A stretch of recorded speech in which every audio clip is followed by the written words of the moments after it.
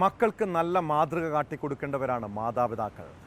എന്നാൽ ഇക്കാലത്ത് കുട്ടികൾക്ക് മുന്നിൽ ഒരു റോൾ മോഡലായി ജീവിക്കുന്ന എത്ര അച്ഛനമ്മമാരുണ്ട്.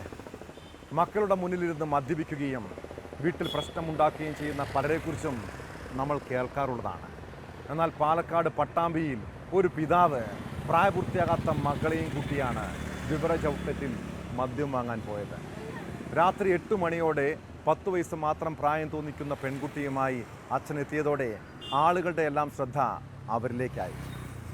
വിഷുവിൻ്റെ തലേ ദിവസമായതിനാൽ മദ്യം വാങ്ങാൻ വലിയ തിരക്കുള്ളപ്പോഴാണ് കുട്ടിയുമായി ഇയാൾ വരിയിൽ നിന്ന് മദ്യം വാങ്ങിയത്.